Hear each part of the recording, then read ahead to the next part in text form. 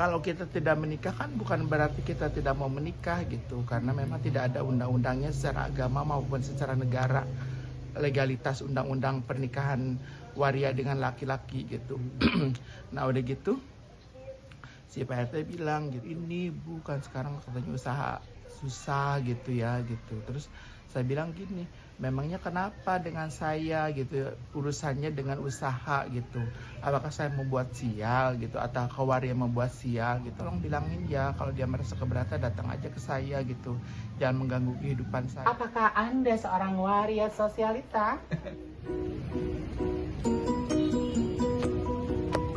Ada waria, istilahnya emang dia nyamannya situasional dan kondisional. Terus ya aku di tengah orang-orang yang pasti nganggap aku itu sesuatu yang. Akhirnya aku nyampe ke rumah Bujen. Ini adalah hasil karya Bujen nih. Hasil dari kerjaan Bujen yang sudah sukses. Nah ini Bujen. Jadi Bujen adalah salah seorang pembisnis hias pengantin, udah punya segalanya dari nol. Assalamualaikum. Nah, jadi tinggalnya di atas. Assalamualaikum. Waalaikumsalam. Siapa? Ayo lepas ya. Apa kabar? Alhamdulillah baik. Gimana kabarnya? Alhamdulillah baik. Udah lama banget lah itu nggak kesini. Bu, mau ada urusan. Apa tuh?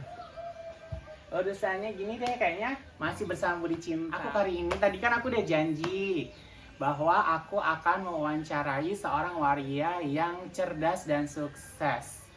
Ini adalah Bujen, salah seorang waria panutan ya kalau buat aku ya. Semoga buat teman-teman di sana. Pertanyaan dasar dulu ya. Kapan sih Bujen ngerasa jadi waria? Dari kecil. Di mana itu ceritanya, Bu? Nggak tahu ya, pokoknya dari kecil tuh sebelum umur berapa tahun gitu, 4 tahun 5 tahun gitu emang udah ngerasa kayak perempuan gitu ya, kerja apa kayak nyuci piring, nyuci baju gitu aja sih. Tapi Bujen Nyapu, tahu ngepel. Bujen itu waria. Kan gak sadar. Nggak sadar tahunnya, Sadarnya tahun berapa ya, waktu itu kelas 5 SD deh kalau nggak salah, jatuh cinta. Oh sama laki-laki. Laki-laki gitu. Oh. Sempat shock juga ya gitu ya. Ya Allah, kenapa sih kok cobaan ini terlalu berat gitu ya, kok kenapa bisa jatuh cinta sama laki-laki gitu, kenapa sih nggak dikasih cobaan yang lain aja gitu. Bujen kok ganjen banget sih? Ganjen ya? Iya, kelas 5 SD udah jatuh cinta. Iya, makanya. Tapi mau dari real nyata ya Bu ya? Enggak, maksudnya kan waktu itu memang teman-teman di sini rata-rata kan madrasah dulu gitu. Oh iya, Jadi iya, masuk iya. SD tuh kadang-kadang 9 tahun 10 tahun baru masuk SD gitu. Jadi kalau 9 tahun usia kelas 5 SD itu sekitar 14 tahunan gitu. Oh iya. Jadi memang laki perempuan juga gitu sih rata-rata ya. Iya, gitu. usia segitu udah balik Usia ya, segitu, udah ada rasa gitu. jatuh cinta. Kadang-kadang ada temen itu kelas 6 SD itu belum lulus sudah nikah gitu. Oh, berarti Bujen era dulu ya? Iya, era Udah dulu, senior tahun banget. 70-an. Bujen 71 senior loh gitu. ceritanya era dulu. Iya, jadi sekarang kan udah 52 ya. Iya, gitu iya, iya. usianya. Jadi asam garam kehidupannya udah ini. Dan satu nih Bu yang ngedobrak nih, langsung nih ya aku tanya, Bujen kan bersama dengan suami itu sudah hampir 20 tahun tuh gimana ceritanya Bu? 26 kali. 26 ya? Iya, 26. Tahun 97 kalau nggak salah mah udah ini ya, udah ketemu sama si Babe. Gitu. Ceritanya biasa-biasa aja sih ya, cuman ya lika-liku kehidupan, putus nyambung, terus dinamika kehidupan biasa lah. Kok bisa gitu. bertahan selama itu? Cinta. Oh, wow. Terus? Mungkin ya, gitu. Iya, iya. Jadi bisa bertahan ya gitu. Terus gimana dengan lingkungan? Lingkungan alhamdulillah baik-baik aja. Pernah ada yang marah nggak, komplain? marah sih enggak ya, cuman waktu itu mungkin ada kecemburuan sosial atau gimana, nggak ngerti juga gitu ya. Pada waktu itu kita kan pulang jalan ya mesti babe berdua pulang ke rumah ibu waktu itu. Terus nggak lama kemudian tuh Pak RT kan negor gitu ya, datang lah, assalamualaikum gitu, salam gitu. Iya ada apa Pak RT kok tumben-tumben gitu ya. Enggak, itu lelaki itu siapa gitu. Oh suami saya gitu kan, karena kalau di komunitas waria kan kalau udah hidup serumah kan suami istri ya gitu. Iya. Kalau ketemu seminggu sekali, sebulan sekali itu kan pacaran gitu. Nah udah gitu ada apa Pak RT gitu. Enggak, ini saya ada yang ingin disampaikan gitu. Oh iya apa, kenapa, mangga silahkan gitu. Enggak, ini ada warga yang merasa keberatan kalau ada lelaki di sini nginep gitu. Kalau misalkan datang berkunjung aja nggak apa-apa gitu. Kalau sampai nginep itu ada warga yang merasa keberatan gitu. Terus saya bilang gini, warga yang mana yang merasa keberatan, siapa yang merasa keberatan, silakan datang ke saya gitu. Karena kok saya perasaan tuh tidak merugikan siapapun gitu. Iya katanya gitu, ada ya warga yang merasa keberatan. Ya udah kalau misalnya merasa keberatan suruh datang aja ke saya gitu. Soalnya kan gini, kalau kita tidak menikah kan bukan berarti kita tidak mau menikah gitu, karena memang tidak ada undang-undangnya secara agama maupun secara negara, legalitas undang-undang pernikahan waria dengan laki-laki gitu. Nah udah gitu si Pak RT bilang gitu, bisa nggak? Ya nggak bisa gitu, ini hak saya, ini rumah saya gitu. Kalau ada warga yang merasa keberatan datang aja ke saya. Memangnya kenapa merasa keberatan gitu? Ini bukan sekarang katanya usaha susah gitu ya gitu. Terus saya bilang gini, memangnya kenapa dengan saya gitu, urusannya dengan usaha gitu. Apakah saya membuat sial gitu, atau waria membuat sial gitu. Kalau emang waria membuat sial, seharusnya orang Jakarta lebih jauh lebih miskin, karena Jakarta waria lebih banyak gitu yang hidup serumah dengan laki-laki. Kalau di kampung sini berapa orang sih? Lagian kan memang dulu orang sini juga miskin-miskin, gak kaya-kaya kan gitu. Justru sekarang peningkatan ekonomi masyarakat di sini jauh lebih baik dibandingkan dulu-dulu gitu. Waktu saya masih kecil. Nah sekarang kan orang yang punya mobil, punya motor udah banyak gitu kan. Kalau dulu kan tahu sendiri, televisi aja nggak ada, TV aja listrik aja nggak ada gitu. Kalau misalkan bisa bikin susah, seharusnya hari ini lebih susah dari zaman dulu gitu. Nyatanya kan hari ini lebih makmur gitu. Itu aja sih. Hanya Pak RT bilang, oh yaudah nanti saya bilangin lagi. Ya Pak RT tolong bilangin ya, kalau dia merasa keberatan datang aja ke saya gitu. Jangan mengganggu kehidupan saya. Toh saya juga tidak mengganggu urusan orang lain gitu. Wow. Iya, segitu. Pemikirannya dahsyat banget. Kok bisa sih? Kita sambil lihat-lihat itu ya Bu ya. Aku bawa ini ya bonekanya ya. Gini Bu, Bu Jen kan merintis usaha ini gimana gitu? Kok bisa sampai sebesar ini Bu? Kalau bilang besar sih belum ya gitu, cuman namanya usaha kan harus ini ya, manajemennya yang penting gitu. Manajemen waktu, manajemen keuangan, manajemen diri juga gitu. Artinya kita kalau misalnya menghadapi klien itu harus seperti apa gitu. Emosi Maaf, diri itu penting. ngomongin manajemen ini aku maaf banget. Emang Bu Jen pendidikannya sampai mana? Maaf banget ini, boleh nggak? Kayaknya soalnya luar biasa banget pemikirannya gitu loh. Enggak, zaman dulu itu kakak saya itu 7 ya, saya nomor 8, adik saya 9. Kakak saya yang 7 itu yang rata-rata itu kelas 2, kelas 3 SD udah selesai gitu, udah berhenti maksudnya. Kelas 2, 3 SD. Yang lulus SD itu cuma saya sama adik, jadi saya cuma lulus SD. Ya, kok bisa segila itu pemikirannya? Dan pada waktu itu memang zamannya seperti itu ya gitu, kayaknya pendidikan itu nggak begitu penting gitu. Yang penting memang ekonomi dulu juga kan tidak terlalu kayak sekarang ya gitu. Jadi mungkin orang tua dulu udah bisa ngasih makan anak juga udah selesai, udah happy gitu kan. Nah sekarang kan pendidikan itu penting banget gitu. Tapi ya. Enggak, kok gilanya itu, maaf ya aku pakai kata gila ya. Kok bisa Bu Jen itu mengembangkan pemikiran gitu tanpa proses pendidikan kan ya, kayak sekarang misalnya bilang pendidikan itu penting.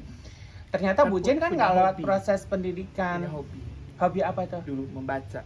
Oh my Iya. god, ternyata membaca luar Apalagi biasa. sekarang kan ada Google, ada YouTube, Heeh. udah semakin mudah kita belajar kan gitu. Tapi kan penyerapan pemikiran orang itu beda-beda gitu loh. Kok Bu Jen itu bisa sampai apa namanya meramu, mengolah di dalam pemikiran Bu Jen itu jadi sampai akhirnya pemikirannya luar biasa. Wow. Nggak tahu deh, emang dari dulu juga dari sekolah selalu rankingnya. Oh Anugerah my kali dari yang maha kuasa ya. Ya enggak lah, itu memang harus dari diri kita sendiri lah, usaha diri sendiri. Saya selalu gini, apapun yang saya geluti hari ini harus dengan hati gitu, dengan segenap perasaan, segenap jiwa raga gitu. Supaya dapat hasil yang maksimal. Oh, hebat ya. Lanjutin, kita sambil dari lanjutin tadi gimana sih sampai bisa sesukses ini gitu loh. Gila-gilaan ya itu banget. tadi manajemen waktu, manajemen keuangan ya. Kita harus tepat waktu gitu. Kalau kita bisa oke, kalau iya kalau enggak gitu. Jangan suka oh iya bisa oke gitu, pada waktunya enggak, males gitu. Itu nggak boleh. Itu satu. Untuk bisnis itu harus itu. Kedua, manajemen keuangan. Kalau misalkan kita penghasilannya katakanlah 3 juta sebulan, minimal pengeluaran kita harus 2 juta, yang 1 juta harus diinvestasikan buat usaha gitu. Terus yang ketiga, manajemen emosi juga gitu. Kalau misalkan harus gitu. Kadang-kadang kita lagi ngeriasin gitu ya, udah beres ngeriasin, kita lagi makan, tiba-tiba Assalamualaikum, Bu Jen mana? Ya alhamdulillah gitu ya. Dalam hati ya, pasti nih ada yang mau ngasih job, mau ngasih DP gitu. Nggak taunya datang ke situ, Bu ini anak saya pengen didandani, dalam hati kesel banget kan ya gitu. Ih kurang ajar, orang lagi anak-anak makan suruh kerja lagi gitu. Ya udah gitu gratis lagi ya, nggak ada penambahan gitu. Tapi kita selalu jaga emosi gitu. Oh iya cantik, bentar ya gelis ya, mau lagi makan dulu, nanti ya kalau udah makan diiniin gitu, didandanin. Sabar ya sayang ya gitu. Padahal hati segondok-gondoknya hati. Tapi kita ini harus menjaga emosi gitu ya. Gitu. Terus ada juga teman bilang katanya, itu tuh tukang rias itu tuh kalau lagi ngeriasin suka marah-marah gitu. Padahal itu kan nggak boleh, sangat tabu sekali gitu. Kita namanya kerja di tempat pesta, di tempat orang happy, harus menjaga mood yang punya hajat juga gitu. Sekesalnya kita, semarahnya kita harus tetap jaga emosi gitu. Nggak boleh marah-marah di tempat yang hajat gitu. Oh jadi itu juga ya harus perlu diperhatikan ya. Gitu. Itu buat teman-teman loh, bener banget. Kalau kita mau terjun di bidang wedding itu penting gitu, manajemen waktu, manajemen keuangan, manajemen emosi gitu. Dan satu nih Bu, apakah modal butuh gede? Apa gimana nih? Kebetulan kita kan modal dempul ya gitu. Jadi Wow. jadi dulu kalau misalnya habis ngeriasin kita beli baju, kita habis ngeriasin beli tirai. Ada disisihkan buat itu ya langsung ya berarti ya. Buat itu, buat modal. Bener-bener gitu. modal nol. Modal nol gitu. Tidak ada yang, kan tahu sendiri suaminya juga bukan pengusaha orang biasa. Ya ampun. Gak ada yang modalin. Bu Jen kok cerdas banget. Harus ya gitu. Jadi kalau misalkan kita clubbing lah apa segala macam, penting nggak? Kalau nggak penting ya nggak usah gitu. Healing itu nggak terlalu lah ya terlalu, gitu. Sesekali aja. Sesekali aja. Oh gitu. Nah skill, mengasah skill bisa sampai dapat kepercayaan kan itu dong nomor satu. Gimana tuh Bu?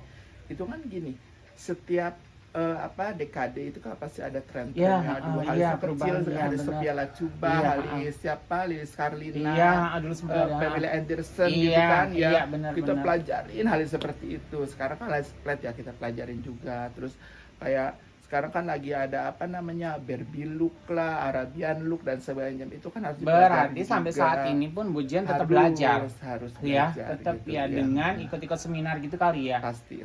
Walaupun sudah sukses ini, sukses ini, Bu Jen tetap belajar ya berarti ya. Jadi nggak ada kata untuk berhenti belajar ya. Jangan pernah cepat puas dong. Iya betul. Kuncinya. Sambil nanya yang lain, aku pengen lihat koleksi Bu Jen yuk di sana ya. Ayo mangga. Wow, tasnya, tas bagus, parfumnya, parfum bagus. Sepertinya, apakah Anda seorang waria sosialita? Gimana soal nih? Oh ya Bu, aku kan mau langsung nanya nih ya. tentang kegiatan sosial ya, pertemanan. Iya. Apakah Bu Jen ini menetapkan pertemanan di lingkungan tertentu, area tertentu, atau punya batasan tertentu? Boleh? Sekarang lebih lebih banyak bersosialisasi dengan ibu-ibu arisan gitu ya gitu, karena saya ingin mengembangkan bahwa waria itu tidak terbatas ada di komunitas waria gitu. Saya Jadi nggak harus temenan sama waria dong? nggak harus gitu, kita juga harus campaign ke masyarakat Iya, luas iya, gitu iya. bahwa waria itu tidak seseram yang mereka duga gitu. Waria itu juga ternyata setelah mereka tahu, mereka juga tetap merangkul gitu. Berarti teman-teman Bu Jen hampir berapa persen di luar komunitas? Ibu-ibu lah. Kalau untuk ini Pertemanan. kayaknya 100% emang ibu-ibu semua. Ibu-ibu semua dan mereka 100%. tahu bahwa Bu Jen waria. Iya, tahu, dan mereka juga mempercayakan saya untuk pegang arisan Wow. gitu. Dan itu udah berjalan belasan tahun lah gitu. Wow. Alhamdulillah ada banyak teman-teman yang support juga gitu ya gitu. Oh. Kita pegang arisan sebulan tuh 35 juta gitu. Tapi ibu-ibu tuh nggak ada yang komplain kalau Bu Jen itu adalah seorang waria gitu, enggak? Nggak ada ada masalah. Kadang-kadang mereka juga mikirnya saya perempuan kali ya gitu. Jadi nggak ada istilahnya jaga jarak atau apa gimana, nggak ada gitu. Jadi mereka menganggap saya adalah bagian dari mereka gitu. Berarti Bu Jen sekarang sehari-hari itu lebih banyak kumpulnya sama teman-teman ibu-ibu ya? Iya. Apa Bu Jen emang anti sama komunitas waria? Enggak juga. Kita Kenapa kumpul kalau misalnya ada temen yang ulang tahun kita hadir gitu. Iya. Cuma kan kadang-kadang punten ya, saya tidak mendeskripsikan sekelompok ini begini gimana gitu. Cuman ada beberapa teman-teman transgender itu yang hedonis gitu kan. Misalnya gemar pesta, gemar ada yang puntennya, ada yang mabuk-mabukan dan sebagainya gitu. Cuman ya kan untuk menjaga aja biar tidak terlibat jauh ke situ gitu. Ya ampun, gitu soalnya kan. banget Bu. Udah gitu kan kita usaha. Iya, Kalau iya, misalkan benar. gaul terlalu banyak gaul sama mereka kan istilahnya kehidupannya di dunia malam gitu. Kalau saya kan siang hari harus kerja gitu. Dan ibu-ibu kan memang ritmenya ya seperti itu kan, siang kerja, malam istirahat tidur gitu. Jadi lebih enak aja gitu sama ibu-ibu gitu. Dan ya itu tadi tujuan utamanya campaign buat teman-teman transgender juga supaya lebih diterima lagi sama masyarakat. Gitu. Tapi kalau dilihat ini Bu, ini kan gaya hidup juga nih Bu, ceritanya gimana nih? Memang ini kayaknya hiburan kali ya. Bu Jen emang seneng ini ya. Gitu. Memang gini, kadang-kadang kita kan tiap tahun tuh suka bulan ini, tahun ini lagi hobi koleksi parfum gitu. Ini lebih kayak penghargaan diri ya? Iya, penghargaan dari usaha diri gitu, ya. dari usaha. Terus kadang-kadang kan kita kalau lihat koleksi itu kayaknya adem gitu ya. Jadi udah gitu kesenangan Bu Jen ini bukan sesuatu yang buruk ya ibaratnya ya. Misalkan memang sepatu-sepatu juga ada, terus kalau tas memang kan untuk kita arisan atau ngeriasin kan harus. Iya, bener-bener aku juga senang gitu. Bagus. Yuk kita ke sana Bu. Enggak. Nah, ini aku mau manja Bu ya. Boleh manja gitu kan? Monggo. Enggak, ini jangan gini-gini jadi kita ikuti. Karena aku manja Bu. Nah, Bu Jen, aku lanjut nanya nih ya. Bu, dari semua ini kan adalah bisa dibilang keberhasilan. Keberhasilan ini faktor pendukungnya apa, dan setelah berhasil apa peran Bu untuk keluarga di luar suami, orang tua gitu Bu? Bisa diceritakan? Memang dari dulu kan kita istilahnya kita kan gak punya anak, otomatis kita usaha buat siapa, buat keluarga, orang tua terutama ya gitu. Saya salah satu orang yang menghidupi orang tua saya gitu, aslinya memberikan biaya risiko sehari-hari gitu kepada ibu sama bapak sampai mereka tutup usia. Nah udah gitu saya juga ngasih santunan buat ponakan-ponakan gitu. Ada 3 ponakan, yang 2 kan bapaknya udah meninggal gitu, terus yang 1 memang itu udah anggap anak sendiri ya gitu. Iya, Itu Allah. seminggu 100, 3 orang 300. Seminggunya. Ya. Sama kita kasih ke majelis gitu kan, itu sedekah ibu gitu, ibu bapak gitu 100. Jadi seminggu kita ngasih 400 gitu. Oh, itu di per majelis minggu, iya, per minggu. per minggu. Iya, wow, iya, Majelis setuju, 100 sama ponakan 100 tiga Oh, orang, iya. jadi 400 gitu seminggu. Tiap hari Jumat kita ngasih gitu. Terus kita juga yang kerja kan kayak kerja tenda, karyawan tenda itu kebanyakan keluarga gitu. Oh, Karen Bunjen berapa, ada berapa karyawannya, Bu? Karyawan tenda ada 6. Terus yang bagian 6 itu yang 3 keluarga, yang 3 orang lain. Terus karyawan ini rental baju itu istrinya ponakan gitu. Terus karyawan yang masak bersih-bersih itu 1. Terus yang freelance juga nyuci tirai, nyuci baju pengantin juga 1. Jadi berapa tuh? Jadi Banyak. 9 ya. Jadi setiap bulan Bunjen ngegaji 9 orang dong. 9 Setiap orang. bulan itu. Setiap itu bulan. berlangsung udah ada sejak lama ya. Ya, sejak lama udah 20 tahun. 20 tahun ya. Itu karyawannya berarti sampai sekarang itu. Ada Loyal sih, ya? kalau yang tenda itu ada yang keluar masuk, Oh, tapi iya, rata-rata memang itu ya gitu. Hmm. Jadi yang keluar itu kemarin beberapa bulan yang lalu keluar memang karena meninggal gitu. Terus ada yang setahun lalu itu keluar juga karena memang sakit gitu ya, udah nggak bisa kerja lagi gitu. Jadi kita kasih ganti karyawan baru gitu. THR pun dapat. Alhamdulillah per orang 3,5 juta. Wow, alhamdulillahirabbil alamin. Oh, jadi emang kalau menurut Bu Jen, kalau untuk orang yang setiap usaha wajib nggak sih yang seperti Bu Jen lakukan, berbagi lah ya, gitu. Itu gimana menurut Bu Jen? Wajib banget gitu, karena usaha itu kan selain kita modal aset tidak bergerak kan, aset bergerak ya, kayak karyawan itu sangat penting gitu, karena mereka lah penggawa usaha kita gitu. Tanpa mereka kita tidak ada apa-apanya gitu. Jadi karyawan itu sangat penting untuk suatu usaha gitu. Makanya kalau mau lebaran gitu, kalau kita nggak punya uang tabungannya, kadang-kadang kita pinjam ke bank juga buat ngasih mereka gitu. Kayak misalnya kemarin kan waktu COVID gitu kan, tabungan habis gitu kan. Akhirnya ya udah kita gadein mobil aja gitu. Dan karena memang itu udah kewajiban ya, walaupun pada waktu itu kan memang usaha lagi sepi ya. Iya. Gitu. Bu Jen sehebat itu pemikirannya, sikapnya, perilakunya, hatinya, gurunya siapa? Jangan bilang hebat, enggak, biasa aja. Menurut aku. Ya gurunya di depanku dong. Tidak dong. Tidak, aku juga belajar nih sama ini nih. Salah satu panutan banget. Gitu ya Bu ya. Kayaknya ya itu tadi obrolan kita ya. Semoga bermanfaat dan kita masih lanjut nih Bu ke sesi kedua ya. Tetap ikutin kita di sesi kedua. Tanya-tanya Bu Jen, jadi Bu Jen biar ngegaji karyawan dulu. Setelah itu nanti kita ngobrol di atas rumah Bu Jen. Mabe. Senyumnya mantap, gajian. Ompong atau senyum. Potong atanya 200. Itu mantap. Per 100 atau 200. Jadi 300 ya. Ocen.